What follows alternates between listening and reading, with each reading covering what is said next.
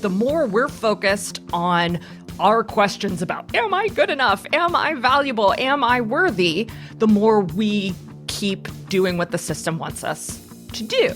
And that's not some crazy conspiracy. That's the natural way systems evolve, and we've become consumed by the system. So one way we do that one way we kind of seek out validation of our usefulness, of our worthiness, of our value, is to take on more and more commitments. This is Rebel Therapist, a podcast for entrepreneurs who are trained as therapists and who want to level up their businesses, make a bigger impact, feel fulfilled, and be very well paid. I'm your host, Annie Schusler. My approach to goal setting and productivity have changed in a big way based on what you're about to hear. Tara McMullin is back, and she's talking about a huge pivot she's made in her work life, and she's talking about her new book, What Works? A Comprehensive Framework to Change the Way We Approach Goal Setting. Here's a little bit about her before we jump right in. Tara McMullin is a podcast host, writer, and speaker who's been making business make sense for small business owners for over 12 years. She's the host of What Works, a podcast about entrepreneurship for humans that's been downloaded over 4 million times. She's also the co-founder of yellowhouse.media, a podcast production agency. Tara brings a unique perspective to business informed by her background in theology, interest in endurance training and critical theory, and strengths as an autistic creator. And she was my business coach / strategist for as long as she was a business coach and strategist. All right, let's jump in. Welcome, Tara. I'm so excited. I'm so excited too, Annie. Thanks for having me. So can we start at this moment that I think about all the time where you were doing your monthly Q&A in the What Works business community. And this is where, for folks who are listening, this is where you are talking on screen and everybody else is on chat. So we can't see each other, but people can ask you questions. And you announced, I think you had already announced it in writing, but you talked about the fact that you were going to be leaving your role in the business community. And you were explaining, you're going to have to jump in and tell me parts that I'm completely getting wrong, but this is like the way that I've thought about this moment. So you explained to folks that this role doesn't really work for you. It doesn't work for your nervous system, leading this business community in the way that you were, where you were doing all of these retreats and workshops and summits and all of these different, the things where you were on screen and helping us all the time, very publicly. That's a very generous way to put that. Thank you. So then you said, this doesn't work for me. It doesn't work for my nervous system. And I believe in this community, but I am just not going to do it anymore, basically. And people in chat started jumping in. Okay, I'm watching the recording, by the way. I always watched the recordings. I was almost never there live, but I almost watched all the recordings because I always wanted to hear every word that you would say. So people started jumping in the chat with what I now think of as sort of this unattuned normalizing, encouraging you to have different boundaries, try different things, that this is like everybody goes through this. And I had this moment where I was like, holding my breath. And I was like, I'm hoping that this isn't going to impact you. Like the way that people are talking about it and saying like, oh, you can have better boundaries. You can change things. I was thinking, I really hope that that's not going to get to Tara and that like she's going to stick with not just her decision, that seemed pretty clear, but like your narrative around your decision. And you just said, yeah, that's all true. And this doesn't work for me. And I started crying. Like I felt like, oh my God, you must have had to have such courage and self-knowledge and gone through a process to be able to just be in that moment. Okay. Do you remember this moment? I do remember this moment. How could I forget? That was the result of exactly what you said, a lot of processing, a lot of reflection, a lot of trying to figure out under all sorts of different layers what I was able to do and what was healthy for me to do from a work perspective. And I think that it's important for me to acknowledge that this was a very long process. So I think that for a lot of folks, it happened fairly quickly, right? I think we announced it in the first week of December, and I was gone by the end of December. And that was a couple of weeks, or maybe a week or two after I had written the announcement. But the truth is that I'd been recognizing all of the ways in which it wasn't working for me for years, right? And so part of people saying, oh, you could do this differently, you could do this differently. I'd been through all of those iterations already, right? Like I knew that there were things that I could change. There were things that I could do differently, how I could approach the whole thing from a different mindset. I tried everything I possibly could. And I was very confident in that. So that when people in the most encouraging and loving way would push back, I could legitimately say, I've done everything I can possibly think of, and I know that it's just not going to work for me. And there's so many layers to it as well. There's operational layers, there's social layers, there's management layers, there's financial layers. There were all sorts of different layers to it. And again, like I tried all sorts of different things in each of those layers to change things up, to only realize that it was like, oh, no, this is actually pretty black and white. I can't do this anymore. And once I get to a pretty black and white place with things, I tend to be able to stick to my guns pretty well.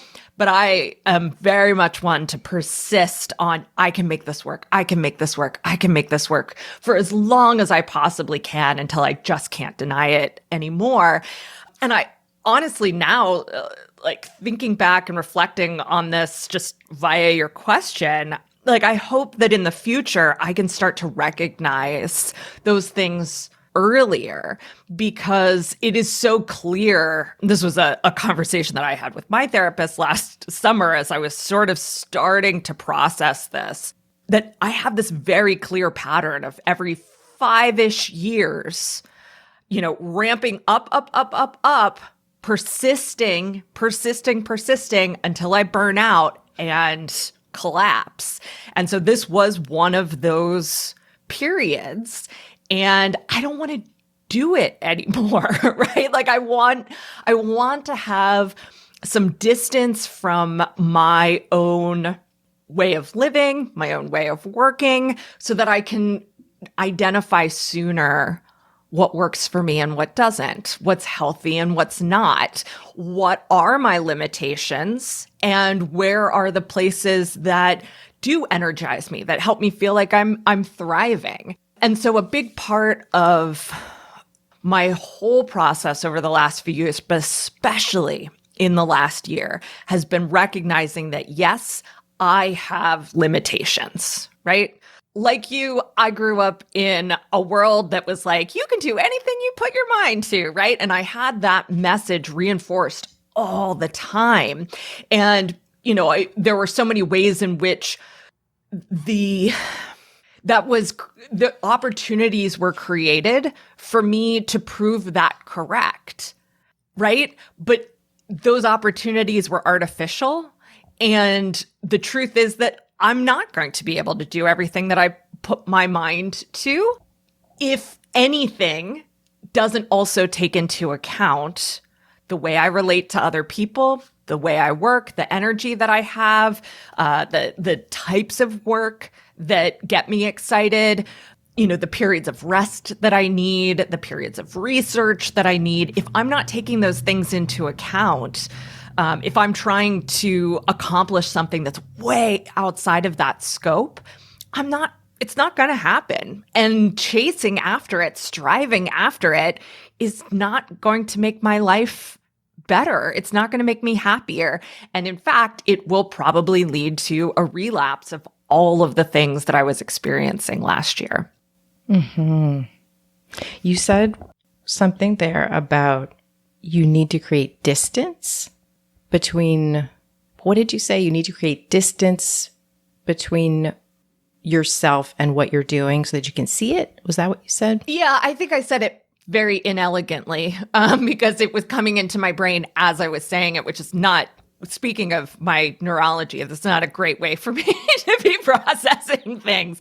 But yeah, I think distance in that when I am in something, I am in it, right? When I am in a project, I am in it. I have no distance from it. When I'm excited about an idea, I have no distance from it. When I'm in a relationship, I often don't have any distance from it. I'm in it.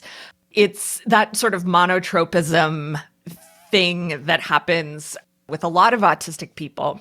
And I need to be able to, on occasion, convince myself, motivate myself to step out of that all-inclusiveness, right? Because there's part of me that loves it, right? Like when I am focused on an idea, when I'm focused on interesting questions, there is part of me, a huge part of me, that thrives in that environment. But if I'm only in that environment, I will continue burning myself out. I will lose track of what's working and what's not working. And I have to motivate myself to step out just every so often and say, is this working for me? Am I still excited about this? Or am I persisting because that's what I'm supposed to do? That's what I should do. Yeah. And that word distance, I really am so strongly identifying with what you just said. You know, I just got back from a sabbatical, and on my sabbatical, I got myself really disconnected from my business, and that was what I wanted. I didn't know why I wanted it so badly because I was enjoying my business, but I was like, I crave this. I've never had one of these sabbatical things. I really want one. And then on sabbatical, one thing that happened was I got fully bored, fully distant from my life. I wasn't here, so I'm a real project person. If I'd been here, I'm sure I would have been doing house projects. But I got fully bored. And that distance from my life really did a lot. Now I know why I needed it so badly. Like I was able to look at what's working for me in my life and my business, what's not, and like come at it from a completely different perspective. And then I read your book. Like that was the way I came back into my work life. That was my first project, was like read Tara's book. And that was so fucking perfect. Because then your book is all about, let's take a look at how we do goal setting. Is this even working for you? Let's take a look at striving. Let's take a look at the way that we've all been doing work and business and question all of it. And so, I mean, you can just imagine how perfect that was for me. So one thing that really stood out for me, like I was coming back in, and after reading your book, the next thing I was going to do was my goal setting for the rest of the year. And so I was then reflecting on, it was August 9th, and I was going to reflect on planning the rest of the year. And I really couldn't look at it the same way.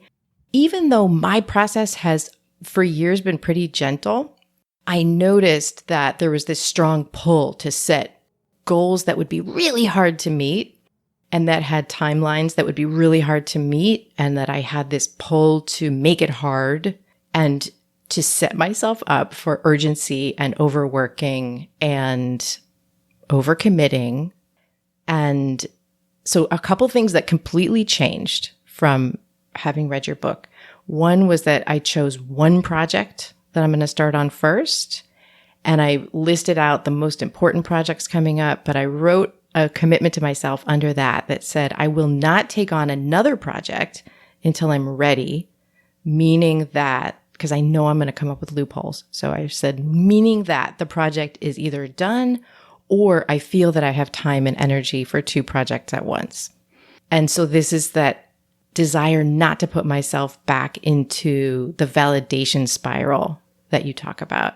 So with all of that therapy session that you're letting me do, what would you say to describe the validation spiral that people get caught into? Oh, yeah. So the validation spiral is this process where we find ourselves taking on more and more responsibilities, committing to more and more things, to the point where either we're doing all of those things in a very mediocre way, or we burn out and crash. Those are sort of the two different ways that it inevitably ends up. So why this happens is because we are largely in our culture taught to think of our worth as individuals as being usefulness and sort of financial transactional value in the world, right? So we mediate everything by what I can offer to you and what you can offer to me.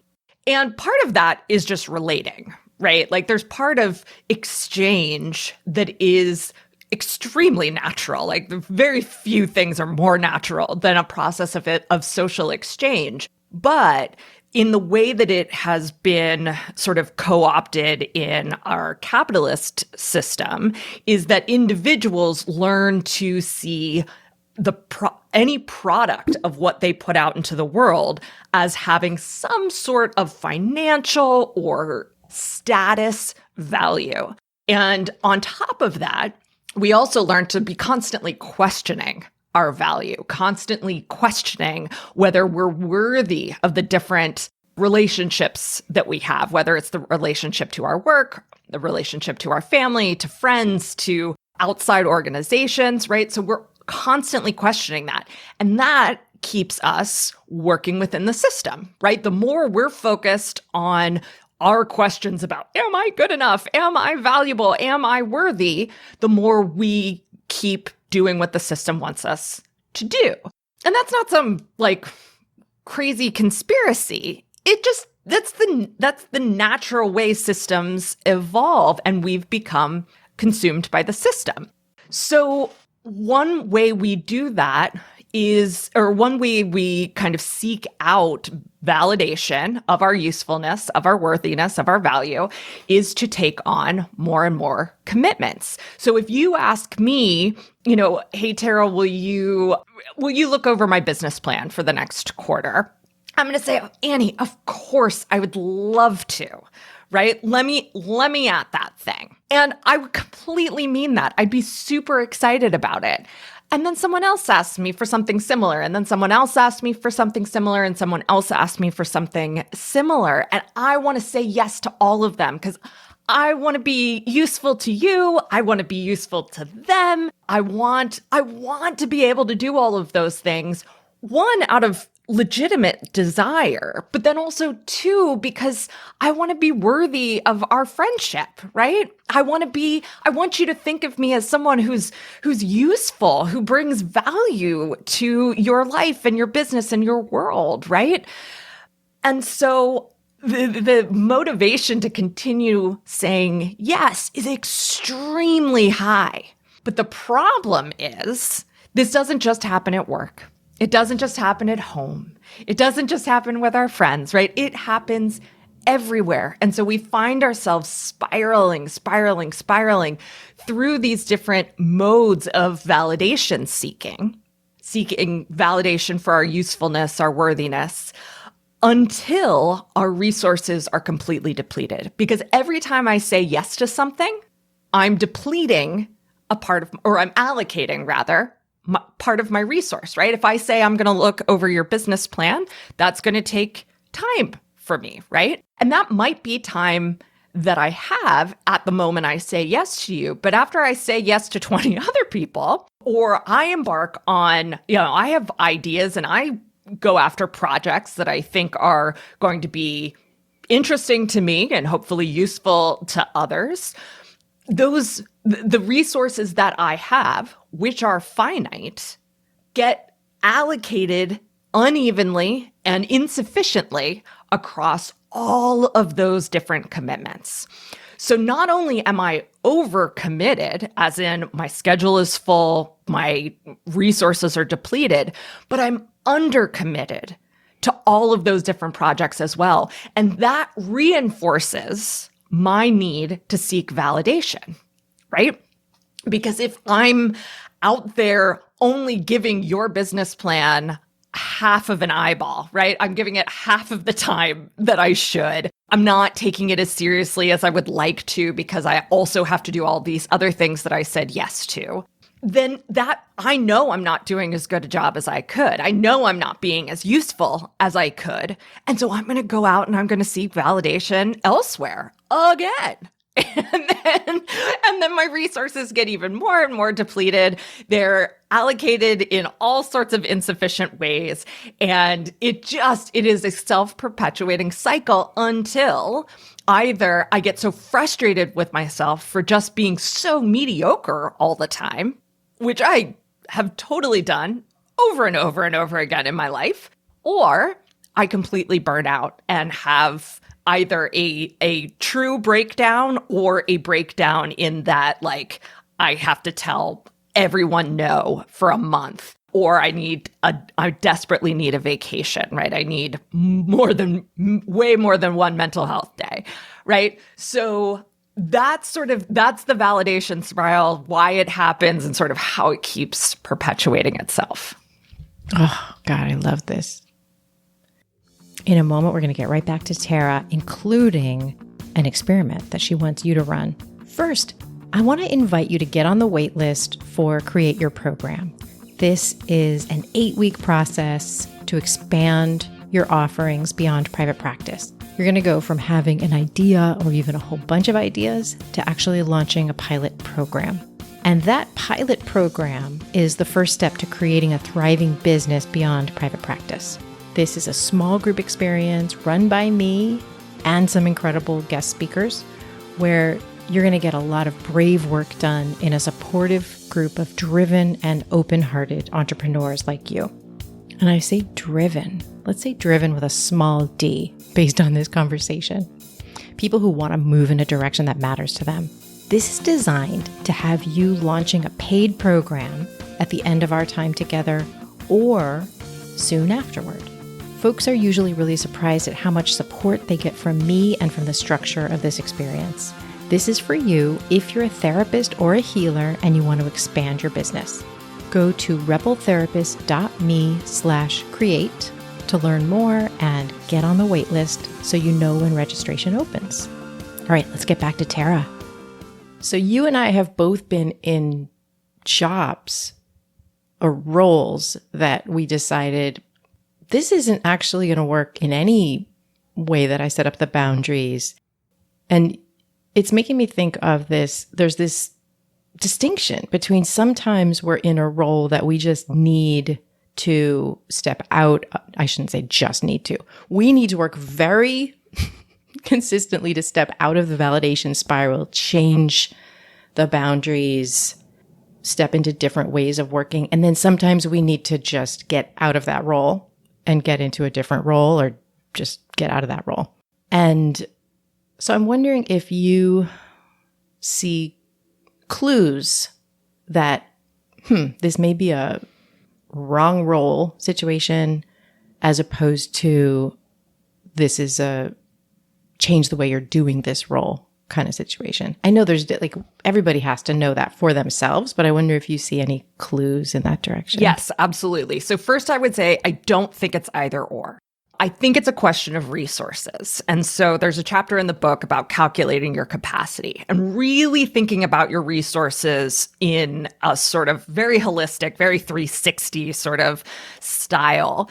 Because I think even a role like mine that I was at the point where I said, no, I got to step away from this, that could have been turned into something I could have continued with if I had other resources to invest in fixing the problems that I was experiencing in that role. So that could have meant hiring another full-time person to give me more distance from sort of the ways that socially and emotionally I was being drained by that role, and sort of neurologically and cognitively even being drained by that role. But because I had been at it for 5 years of like, this is sort of working, it's sort of not working from a financial standpoint, I didn't have those resources. And on top of that too, I had let it get to the point where even if I would have had the financial resources, the social resources required in hiring someone,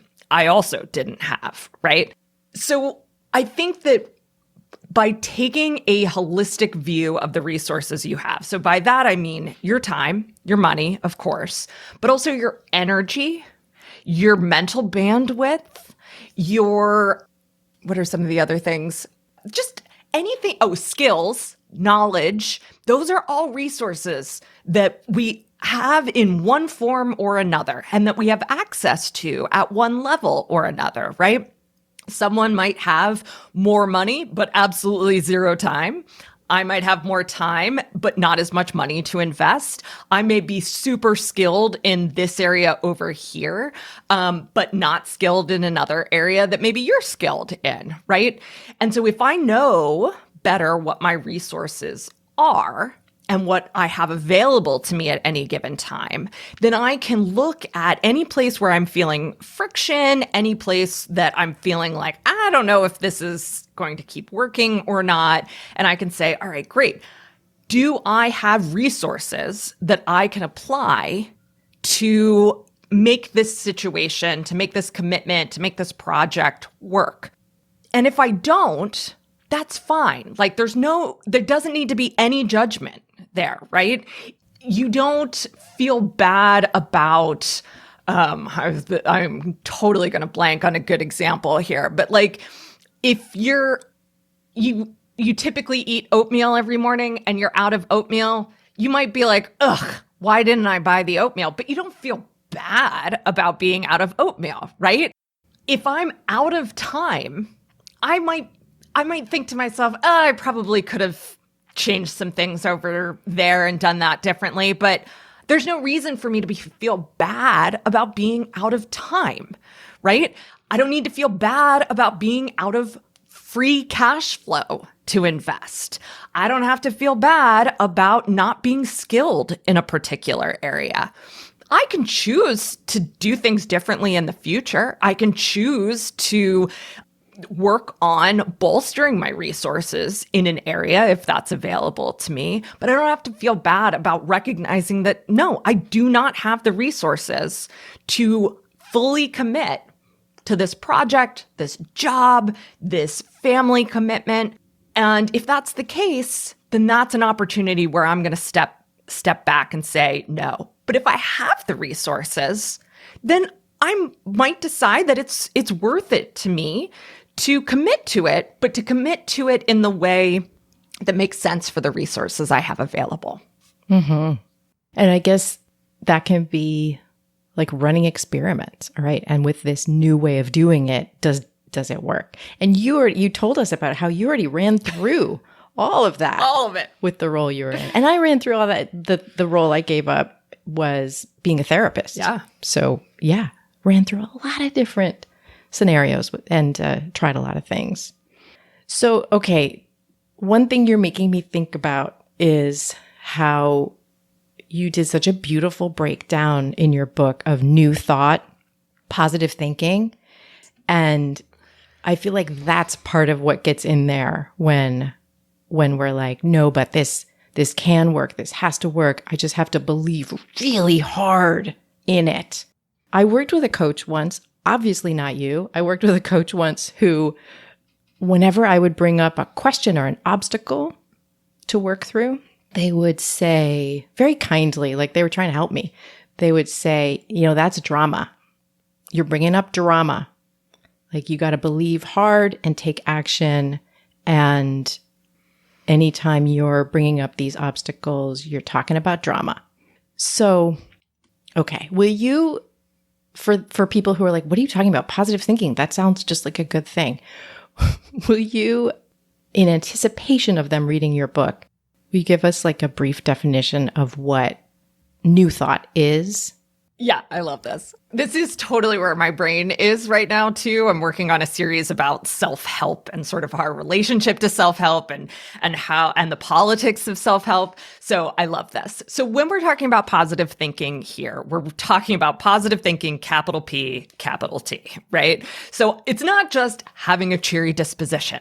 It is a sort of a mental script that has been prescribed over the last 150 years or so that says if you're not getting what you want, if you're not creating what you want, if you're not doing the things you want to be doing, it's because you are not thinking about them in the right way. And one of the places, there's a few different starting places for positive thinking, historically speaking. The one that I always find most interesting coming from a background in religious studies is with Mary Baker Eddy and Christian Science.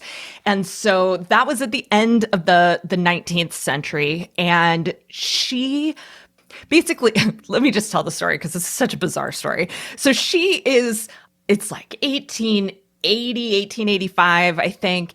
And she is outside of Boston, walking down the sidewalk on an icy day, and she slips and she falls and she hurts herself. Now, she had been sort of, I don't know what the right word, she'd been sickly most of her life, right? This kind of injury was not surprising. But when they finally got her into a cart, took her home, the prognosis was not good. The doctor was like, I don't see her pulling out of this one.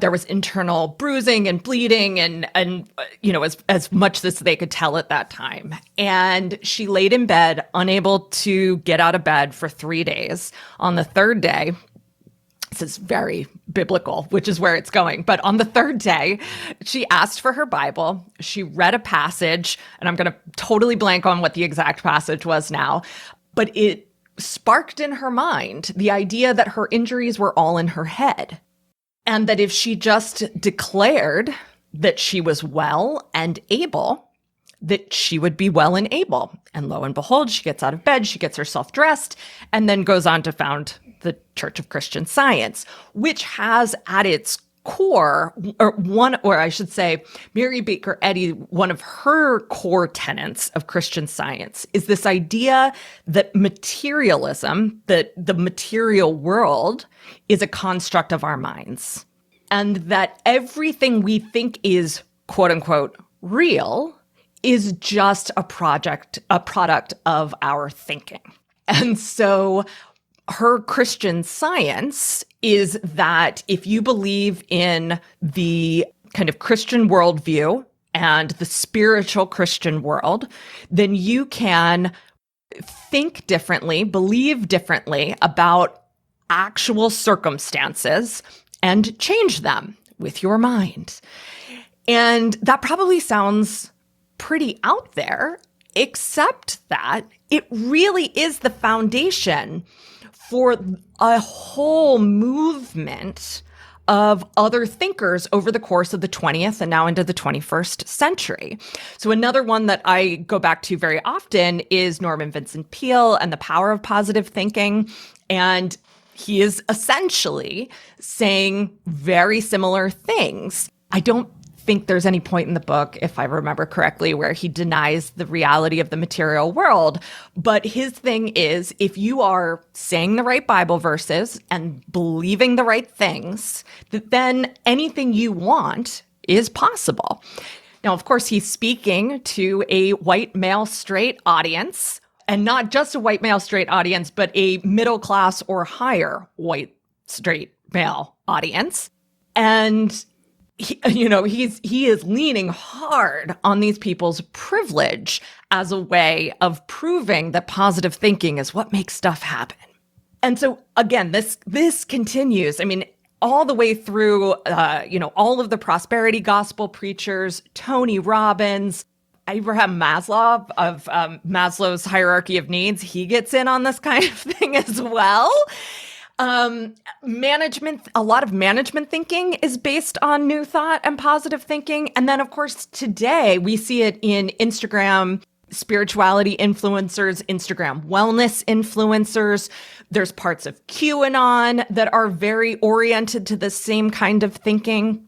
And it is incredibly pervasive throughout our culture.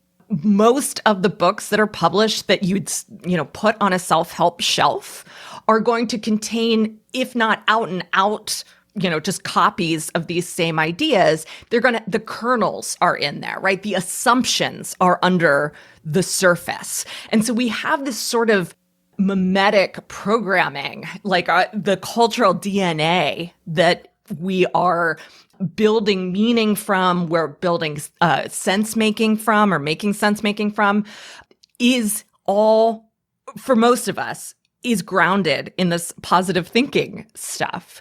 But what that means then is that we have been trained not to see our limitations, not to take real account of our capacity and our resources, not to think about what we might want that's not the next achievement, the next rung up the ladder. And at the same time, it closes the door on our ability to think about injustice and oppression and our responsibility to others as a culture and as a society. And so I'm very passionate about this. I think this is very important, but it really is something that until you start to notice it, it is just sort of like, well, that's just the way it is. But then once you start to notice it, you see it everywhere, right? Like there's a Target commercial that's been running for a while now that I cannot stop thinking about. And it's so simple, but it starts out off, come in for workout gear, leave feeling fulfilled, right? Ooh. Right? Like, who came up with that? But that's exactly like that. That's marketing messaging, and it's capitalist messaging, and it's, rugged individualism messaging, but it also has this component of positive thinking and new thought to it, which is that if you worked out in the right workout gear, if you felt, pretty while you were working out, you'd be more fulfilled in life. Now, I love athleisure as much as the next 40-year-old elder millennial, right? Like, I'm here for it. But my athleisure does not make me more fulfilled. My dumbbells don't make me more fulfilled. I supply the fulfillment when I'm working out. And Target can't do that. It doesn't really even provide me the tools for it. And so just thinking about that and thinking about how even those most banal components of our daily lives are influenced by this magical thinking, it really, like, kind of waking up to that for me has been a process of learning to question everything, which can be exhausting, right? It's not necessarily it's fun for me all the time. I recognize it's not fun for everybody else. But once you do start questioning that stuff, once you do stop thinking about Target as being the magical portal to self-fulfillment, it opens a lot of doors to a lot of really great stuff.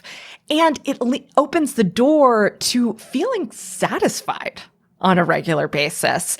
And being satisfied, as Adrienne Maree Brown would say, is a very political, very culture shaping way to be. Yeah, capitalism doesn't want us to be satisfiable.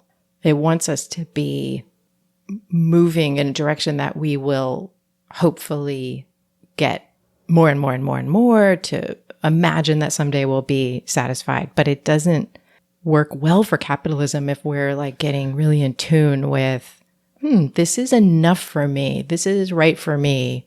This is where, like, my body, my spirit, I am able to figure out where I'm satisfied. Yeah. Yeah. Yeah. I also, like, when I'm looking for self-help, I love self-help books. When I'm looking for self-help books, which also, I mean, so you know this, like, so many times if something is written by a woman, it'll be considered a self-help book. Anyway, I like nonfiction, and a lot of times that means I'm reading what's categorized as self-help. And I really need to go through this filter, which you've named so beautifully for me of what filter I'm looking for. But I need to go through a filter before I'm willing to pick up a self-help book to see if it's going to be telling me like drama, drama, drama, that's all drama, or whether it's going to speak to me as an intelligent person who has privilege and obstacles and can really grapple with those things instead of just believing hard. Yeah, I mean, I've been going through this really interesting experience trying to, get my book launch, book promotion, ducks in order. And I was just telling Sean this the other day. It is very difficult for me to go through like self-help podcasts, productivity podcasts, business podcasts, and be like, oh, my message is just not going to resonate here, right? Like this isn't what these people want to hear. It's not, and it's not their fault, right? We are the products of the culture largely that we are immersed in. And and so like part of me is thinking, oh, I should reach out to them anyhow. Part of me is thinking, but I really don't like it when my ideas then become co-opted by this same stuff, right? And so it is a personal struggle. It's not anything, of dire importance, but it's been really interesting to notice how visceral my reaction to that same, kind of self-help stuff that you were just describing has been in this process of trying to promote a self-help book that also skewers a lot of self-help books. Yes. Yes. And you reference a lot of the books in your book that I do trust and that I do, go to, like The Body is Not an Apology, or I can't remember if you talk about it, but you talk about Adrienne Marie Brown, but pleasure activism. Yeah. So, okay. One thing, I'm going to get like nosy so you can decide whether you please. want to answer or not. Nosy is great. So you mentioned that in the book that you usually have 3 projects per quarter because you like to work on different kinds of things so that you can work on different kinds of things when you're in different states of being or of mind. What are your projects right now? Yes, this is a great question. So I've basically had 3 projects, I think, throughout the year, or maybe we could put them into 2 project buckets. And they've all, or maybe themes, because I do like to try and keep projects to a pretty defined period of time. So right now, my projects are promoting the book, which looks like sending lots of emails, spending lots of time going through podcast directories and editor databases and thinking about, how I can pitch the book, pitch the idea in new and different ways to different places. So that is a big project for me right now. The other project that I have going on right now is a series that I have coming out on the What Works podcast about self-help. And it's not anti-self-help. It's like, let's dig into this and explore this, because clearly this stuff is filling a serious need that we have, or it's pointing to a serious need that we have. But is this the best media? Is this the best form for that need meeting to take?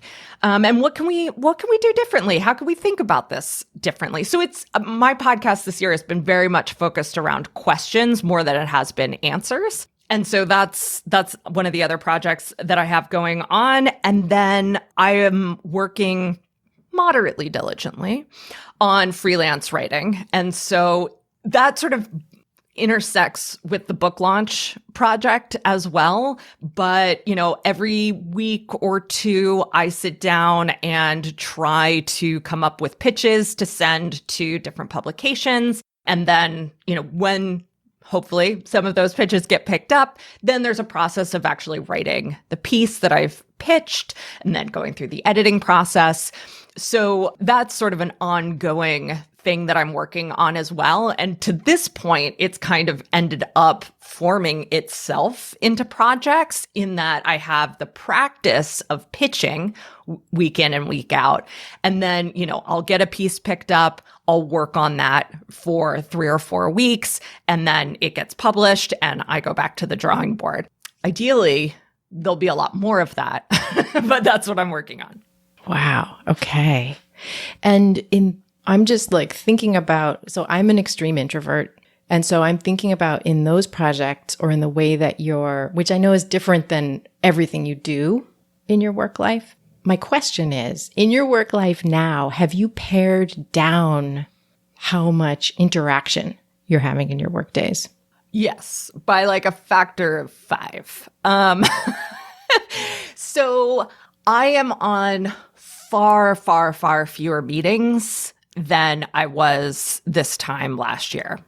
I might have in the past had 12 to 15 meetings in a week. Holy shit. Yeah, Okay. It's a lot. Now I have 2 or 3. And so maybe that's a factor of, no, I guess that is a factor of 5. I don't know. It's a lot. It's a big difference. I'm moving into now this book launch time where I will be on the phone quite a bit more, but in ways that, while still tiring to me, they're not as draining in the same ways because the interactions are more defined and more predictable. And for my brain, that works better. But yeah, I have a lot less back and forth with people live. Now I have more back and forth with people via email than I used to, because that's how the publishing world works. They work via email largely. I could send off an email and say, hey, I've got this idea for a story. The editor emails me back and says, no, thanks. Or they say, yeah, actually, how about this angle? I say, great, agree to the terms and move on. And then there's the editing process. But overall, there is less of the exhausting social interaction on a regular basis for me right now. Yeah. So that email interaction you just described, that's not exhausting to you? No. It's anytime I can communicate in writing, I'm fine. I'm not always the best emailer in that, like, I don't enjoy email, right? It's not like other parts of my writing process that I legitimately enjoy and look forward to. But when there is email that needs to be responded to, when there's email that's relevant to what I'm doing that day, that is not an issue for me at all. Love it. I love the tuning in. It's going to be different for each of us. And I think your book really encourages us to do this exploration of, like, what is it that drains us? What is it that we could do all day? Like, we need to anticipate that stuff. Yeah, because like with Sean, my husband, he is energized by the exact opposite things I'm energized by, right? Like, he is energized by being on the phone as much as possible, right? Like, he is thinking, how can I talk to clients more often?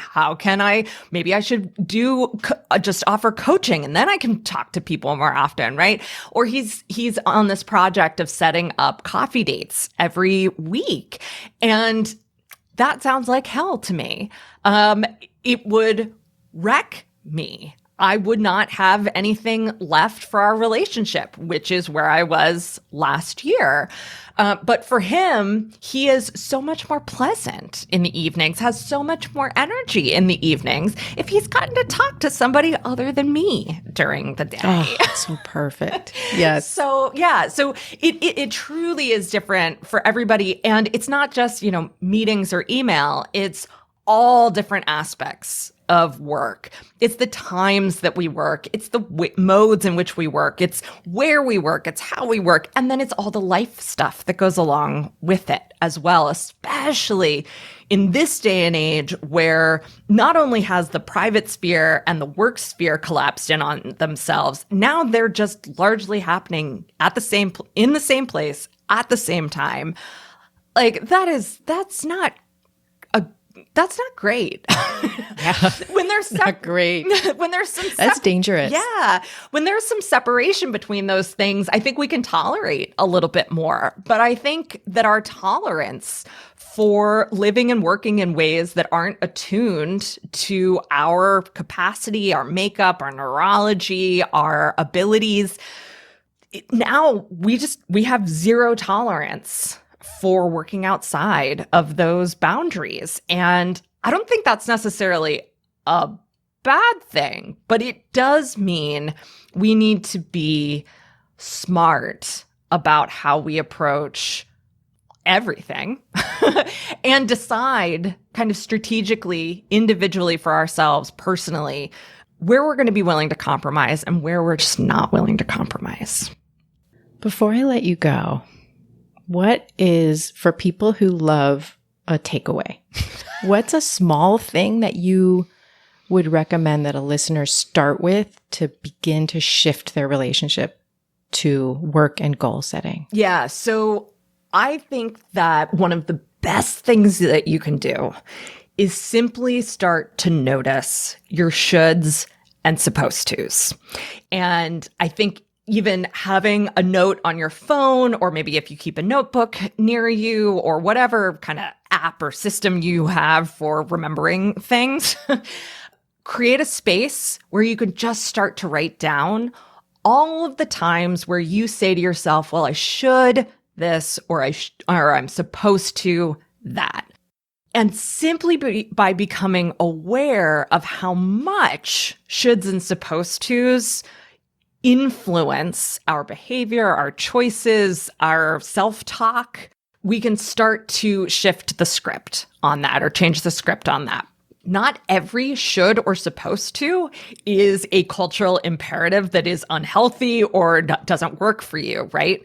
But if we don't notice them all, if we don't notice when we're shoulding ourselves or supposed toing ourselves, we can't make that determination. They all look and sound the same to us.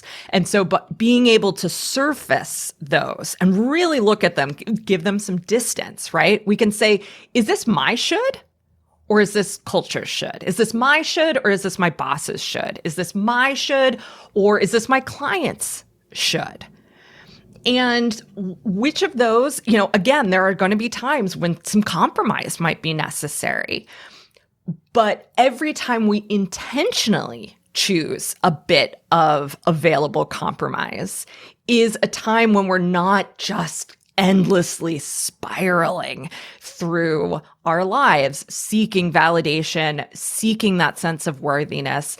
And it gives us the ability to have that sense of subjectivity, have that sense of agency in our lives and in our work, and to find that satisfaction that comes from decision making that way as well. So good. Beautiful. Thank you so much, Tara. Thank you. You can find out more and get your hands on that book by going to explorewhatworks.com. I want to thank Cosmo Palms, our editor, and I want to thank you so much for listening. And if you found this conversation supportive, please share it with your favorite therapist or healer. That's absolutely how we reach more people. Thank you so much. I will be with you next time.